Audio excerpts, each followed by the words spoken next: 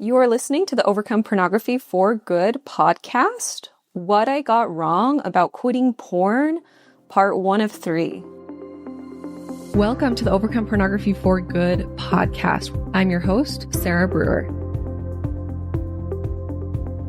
Hey everyone, welcome back. We have a brand new episode for you today. I'm so excited. For the past, little while, we've been replaying some of our best episodes and, it's great and fun, but it's been a minute since I've recorded a brand new episode. And it's also been a minute since I've been this excited about recording a new episode and about talking to you all again. I'll share a little bit of, what's been going on for me the last year or so. But to be honest, I kind of lost my fire there for a little bit. And so, we were just letting the things that worked work. And I've got this incredible team. I've got my incredible coaches. We've got our program. We've been working with all of y'all in there and it's been fun. But personally, I lost my fire where I used to be really excited and have so many things I wanted to say and just I had a million podcast episode ideas and something happened where it really fizzled. And even more than fizzling, I think the reason for it fizzling is things just started to feel a little bit off for me. I have been doing all of this growing and learning, and the past few years have been really intense for me in regards to the things that I'm learning and growing into. And I had to do all of this internally, but it was the podcast and the business, it wasn't quite growing alongside with me. And it couldn't because I had to do all of this internally before I bring the business up with me. And so it's okay, nothing's gone wrong, but it's taken a while to get to the point where I feel like I now can integrate all of this growing that I've been doing and bring it into the business, where now I feel I haven't even gotten into what I want to talk about or told you all the cool, exciting things yet, but it's finally gotten to this place where I'm just, oh my gosh, I feel better than I ever have. Hear about what we're doing. I know the changes that we're making and the things I'm going to be talking to you about in this series are going to just make your lives so much better, make the process so much more effective, so much more freedom, so much more hope. Man, I'm just really pumped about it. Along the way, I have made some mistakes. And one of the mistakes, and this isn't the one that I was actually going to talk about in the episode, but we're going to talk about it. One of the mistakes that I made, especially, business mistakes, is working with a team that wasn't really aligned on my vision. And so I really want to talk about this because I know some of you have been maybe a little bit affected by it. But a year ago, I was like, how do I continue to help all these people who are reaching out to us? I don't have time or energy to be taking calls or to be doing a lot of webinars. And so I partnered with someone who specializes in taking calls for people who were interested in the program. That was their whole thing. They're like, we'll get them on the calendar, we'll take the calls for them, and then we'll help them, make the decision if they want to come into the program or not. Now, it ended up being way too aggressive. The process and their framework and how they think of things, it didn't align with how I've been doing business. And it ended up being much too aggressive and just icky, just learning as we go. And, that was kind of a bummer mistake, is some of you experiencing a little bit of aggressive, icky sales calls. So we changed directions at the end of last year. We did that for a couple of months, 3 or 4 months, before I realized how off it was to how we really wanted to approach things. What my vibe was, at the beginning, what it always has been is I want everything to be built off of trust. And me trying to communicate that with this team, it got lost in translation. But we're back. I want it to be all built on trust, not pressure, but just total, if you want to work with us, here's what we have. If you're ready to get professional support and you want it to be with us, here. I trust my clients to make the best decision for them, and I want to build trust, and I want to give, even if you decide you don't want to come and work with us and be a paying client, that's okay. My philosophy is always give people 10 times more than what they invest, and that even includes your free time. So give you 10 times more than what you're investing even in your free time. And so we're back to that. So I've made some bad business decisions, but I've also made some really good business decisions, especially the last 6 months with this team that I now have that is just my dream team, truly.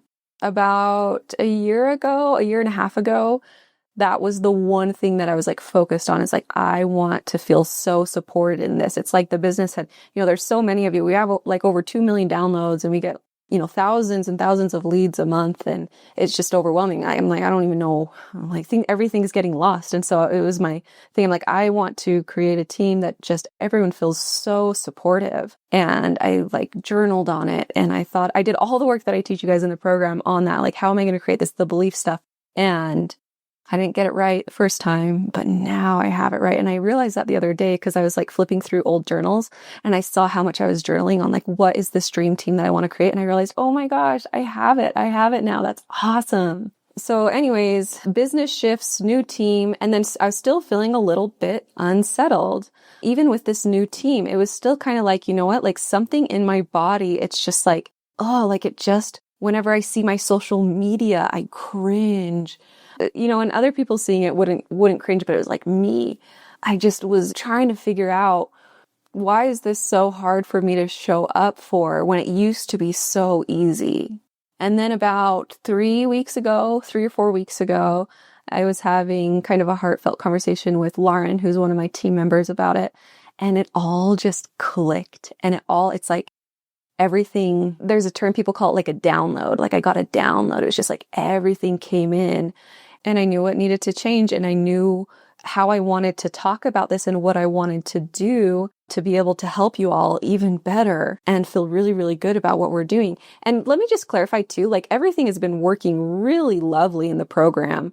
And so the vibe for the last year is let's let what's working work really well. And it does. And so my programs have been doing awesome. The program works great. Clients getting really incredible results. But it was just like a me thing, it's like, there's something more that I want to offer, but I don't know how to offer it, or I don't really know exactly what that is. And then it all just came in. And so that's the place that I'm approaching you all in the podcast today. Is I'm so excited to introduce to you some of these new frameworks and teachings that are really going to take things to the next level for you. If you've been feeling stuck, if you have feeling like you're still stuck in that, like not viewing porn and then giving in, and then not viewing porn and then giving in. Or maybe you are feeling a lot better and feeling a lot more in control, but it's still burdening you. And it's like the vibe is now, I know I'm not going to be perfect, but I'll always strive for perfection. And I have to settle with this knowing that it's, not great. That maybe I can offer myself, like maybe you've been listening to the podcast for a while and maybe you're like, oh, maybe I can offer myself some more compassion, but I'm still feeling stuck. And if you're brand new, welcome. Thanks for listening to my whole spiel, even if you don't even, haven't been with me.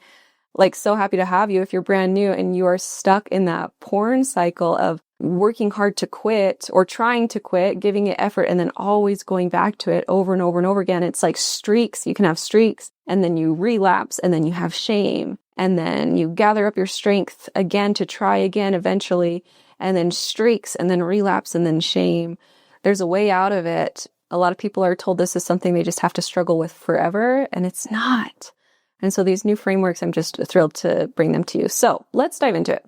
So what I got wrong about quitting porn. My first couple episodes of the podcast, you will hear me talking about Pavlov's dogs. And I think I even used the phrase or the words in there, at least at the beginning, like 6 years ago, at the very beginning, I would use the words, never ever want it again. Like you can get to the point where you don't even want porn again.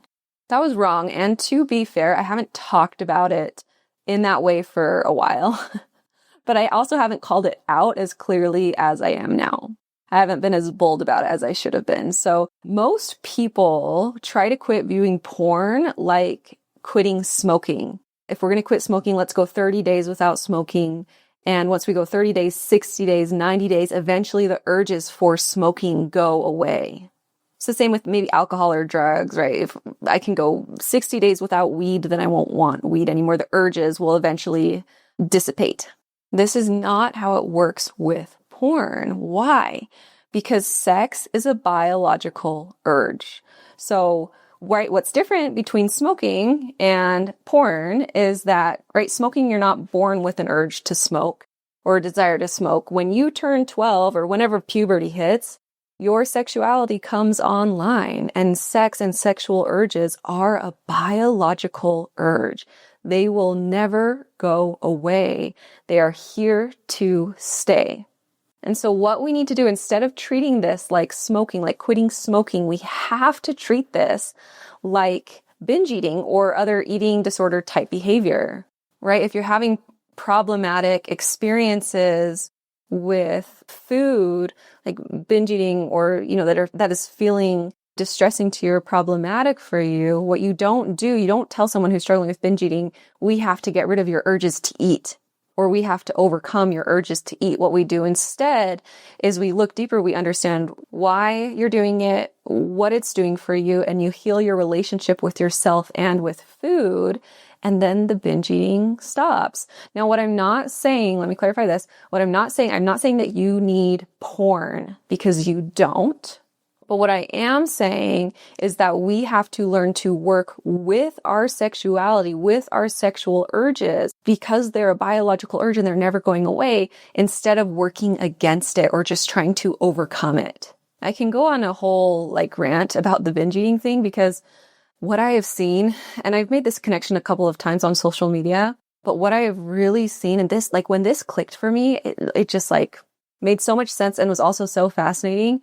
But I saw this pretty quickly after, working with a lot of clients, is that a lot of people who are trying to quit porn, especially if you have very strong views and opinions about masturbation, it's their relationship with pornography really mirrored that of disordered eating or binge eating, right? With the disordered eating, oh, there's something wrong with me for wanting that. That's gross. That's bad. I'm dirty. Ew, I shouldn't eat. I shouldn't eat that. Resist. Then that leads me to... And then binging or binge eating, typically alone, don't want anyone to see you, and then falling into the shame and doing it over and over again, getting stuck in this loop. And it's very, very similar with sex and sexuality that I've seen. And so again, let me clarify what I'm not saying that you need porn, but I'm saying that we have to change how we are addressing this. We cannot address this like quitting smoking. Otherwise, you're going to be stuck in that loop forever. And that's what, when you hear of people who are like, yes, this is something I've struggled with for my whole life, and they're still in this pattern, it's because they are still trying to work to fight their sexuality or overcome it, instead of learning how to work with it. When you learn how to work with it, it's like the same thing with food, right? Your food becomes nourishing. It becomes something beautiful in your life. It becomes something that helps you get energy to create all the things that you want to create. It's not this thing that's creating harm in your life. It's adding to your life. And it's the same thing. That's what I'm hoping to convince you of or sell you on in this episode, is that it's the same thing with our sexuality and with our relationship with our sexuality. So your sexuality is not inherently bad. It is inherently good. Your sexuality, yours, is inherently good. It is passionate. It is intimate. It creates life. It has the capacity to create safety, to create belonging, to create connections in ways that other things can't. It's like a vibrant energy too. It's just like pure life vibrancy. It has this great capacity for good. In fact, it is one of the most beautiful and powerful pieces of ourselves. And so when it comes online, when we never are given the chance or taught how to have a relationship with it, and when we're taught instead to push away sexual thoughts and don't give in to them, that sexual urges are something to overcome, to be a warrior against sexual feelings, to be on alert and afraid of sexuality so it doesn't overcome you, or that your sexuality is dangerous and so we have to control it to keep other people safe. Anything that teaches we have to control this instead of work with this, and teaches you shame and that it's bad instead of teaching you the goodness of it, it will backfire, and that those teachings are actually creating the problematic behavior with sexuality. Those teachings are claiming to protect you and to fix it, but it actually creates it. Like, think about a pet dog.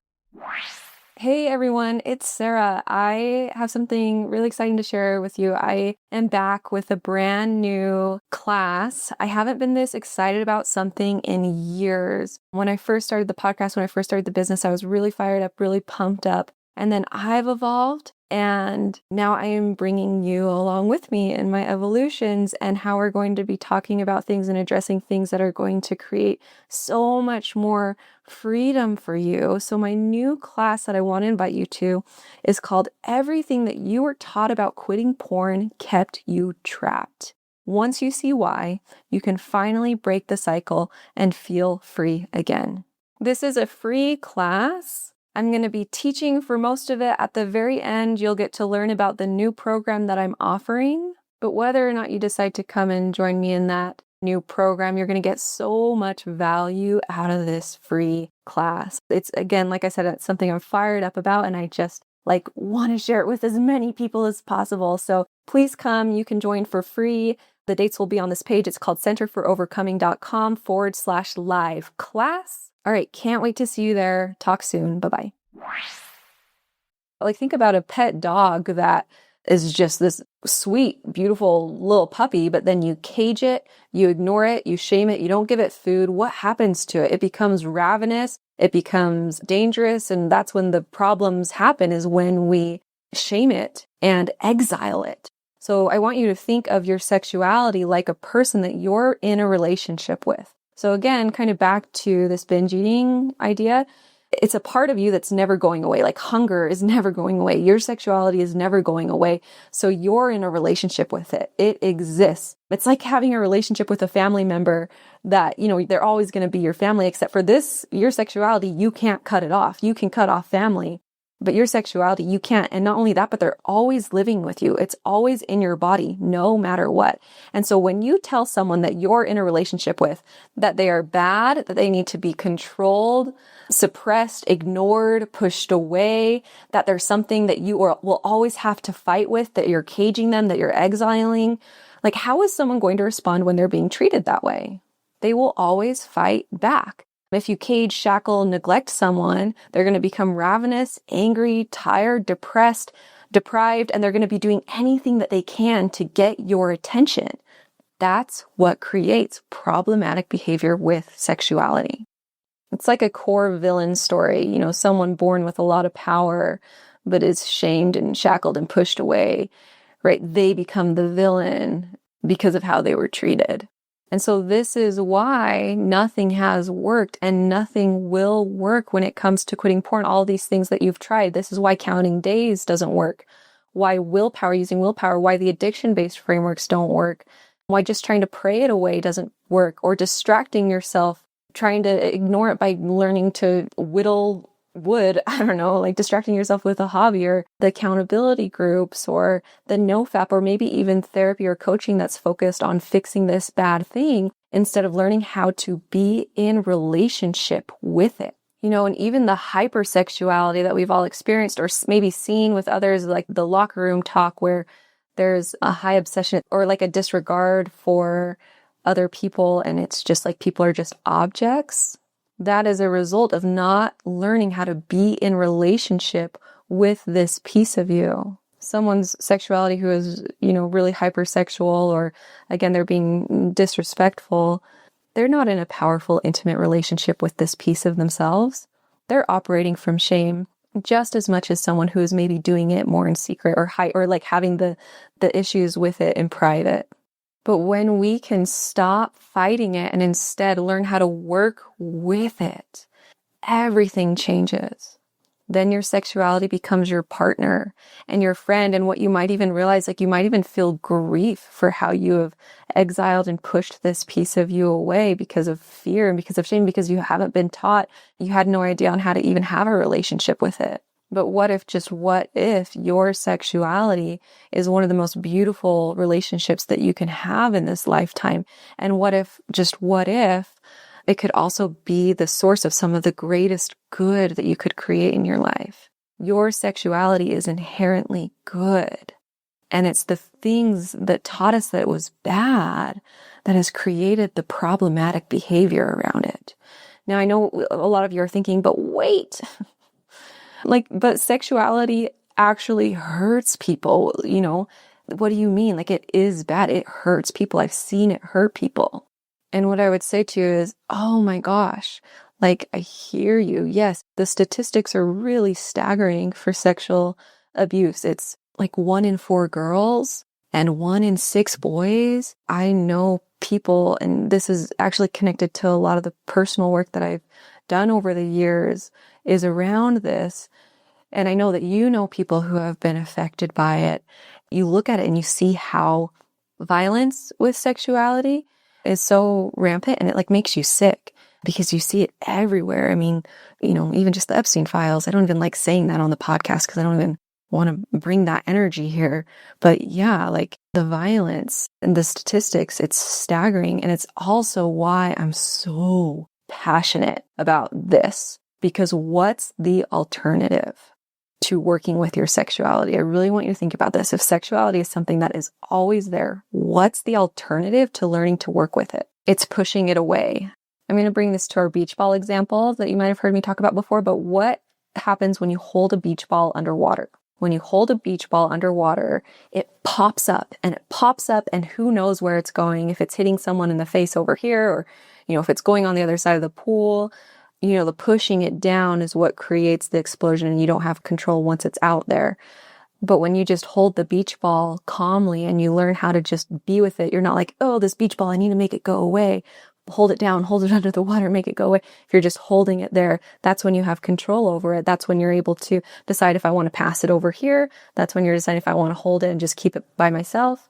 So it's the same thing with sex and sexual urges. When we hold and push, and I know you've experienced this, it's like, no, I'm not going to view, I'm not going to do it. And then it's just like all of a sudden you're viewing porn. You're like, how did that happen? It's the same thing with any emotions, any pieces of us that we're trying to suppress and push down.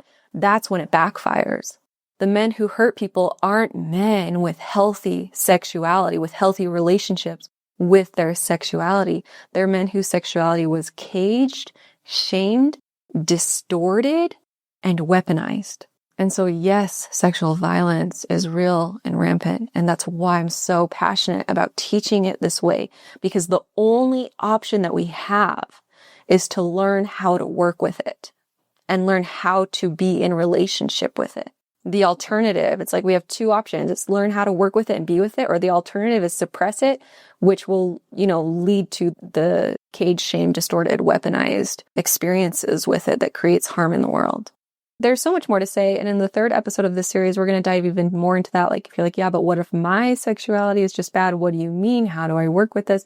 So much more good stuff around this. But the key thing from this episode is that we have to befriend our sexuality. We have to learn how to work with it. And anything that has taught you otherwise, or any strategies that you're trying that are working against it instead of working with it, are backfiring. And you're always going to be stuck in that loop until we get out of that and instead learn how to befriend it and work with it. This kind of goes back to that tiger story that I've shared in the podcast before, that I'll share again here really quick. I want you to imagine that you're growing up in a village, and in this village, you're told you're going to get a tiger at 12 years old, but this tiger is scary, and the neighbor's tiger killed his family, and you got to be really careful that you control your tiger, and sorry, there's nothing we can do about it. It's just here to stay. And you're like, oh no, okay. And then you turn 12 and your tiger comes, and you're scared, you're terrified, you're ashamed of it. You're like, oh no, this is bad. This is gross. And so you put it in a cage like everyone else. And this tiger becomes hungry and angry and upset, and it starts tearing down the cage. And so you have to go and rebuild the cage every single day. And you're like waking up in cold sweats in the middle of the night, hoping your tiger didn't get out and eat someone in the village. And you're hoping that everything's going to be okay. It's exhausting day after day, rebuilding this fence and making sure that it's okay. And then a man comes into your village and you see that he's just has his pet tiger hanging out with him. It's just like walking alongside him. And they're playing together, and he's laying on the tiger while he naps, and it's just like his buddy, and you're surprised. You say, oh my gosh, how did you do this? How is your tiger not dangerous? And he said, well, I just had to become its friend, and I just had to learn how to work with it, and I had to train it. It's my buddy now. And it was hard at first, but we built trust and now we're companions. And so you realize that you can do that yourself as well. And you go and at first it's scary. At first it's hard. At first there's not trust there. You get bit a little bit, but eventually you do train this tiger to become your friend. It's this idea here. What I don't love about that analogy is, first off, your sexuality is not inherently dangerous like a tiger is. A tiger could wake up and eat you, but your sexuality is not inherently dangerous. And the second thing that I don't love about that example is it talks about your sexuality as something separate from you, or like the tiger is something separate from you. And your sexuality isn't. It's also a piece of you. And it has, much deeper capacity to not just be a tame pet. It can actually become a really powerful and like beautiful part of you that helps you create a lot of goodness in this world and in this life. So we're going to talk about what that looks like in following episodes. Next episode, we're going to talk about the one key thing that we have to do in order to befriend your sexuality. All right, you guys. Also, I am launching a new program around this whole idea. It's called Overcome Pornography for Good, Befriend Your Sexuality. That starts in about a month. It's a whole live program. So I'm going to be working with you all live for 12 weeks. But leading up to that, I have a couple of classes where I'm going to talk about the process in depth. So really, really, really what I'd love for you to do if you're hearing this and you're like, oh, I want to learn more.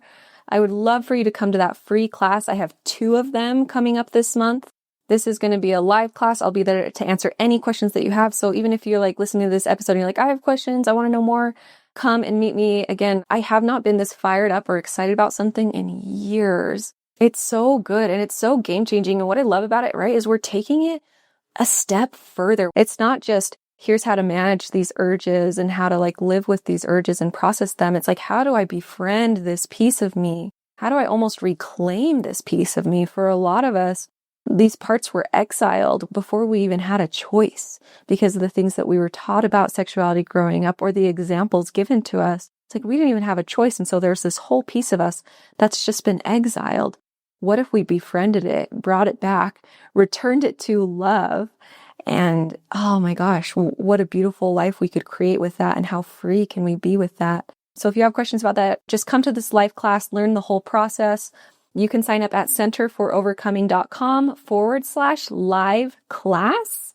No spaces or dashes, centerforovercoming.com/live class. And then tune in for next week where we're going to talk about that number one thing that has to be done in order to really befriend your sexuality. All right, you guys, it's time to stop treating this like quitting smoking. And it's time to start treating this like binge eating. Your sexuality, your sexual urges, they're never going to go away. So if you still have questions, that's great. Make sure to keep tuning in because we have a lot more to cover in the next 2 episodes. I hope this resonated or, at least piqued your curiosity. And then, come to the live class. Can't wait to see you there. Can't wait to talk to you there. That's one of my favorite things to do is to show up and talk to you all there. And we're going to cover like the whole process in depth. If you can't come live, you can listen to the replay, but that's where I'd love to connect with you next. All right, you guys, have a great rest of your day and we'll talk to you next week. Bye-bye. I want to invite you to come and listen to my free class, How to Overcome Pornography for Good Without Using Willpower. We talk about how to stop giving into urges without pure willpower or relying on phone filters so that you can actually stop wanting pornography. We talk about how to stop giving up after a few weeks or months. And spoiler alert, the answer isn't have more willpower. And then lastly, we talk about how to make a life without porn easily sustainable and permanent. If you're trying to quit porn, this class is a game changer. So you can go and sign up at sarahbrewer.com/masterclass and it is totally free.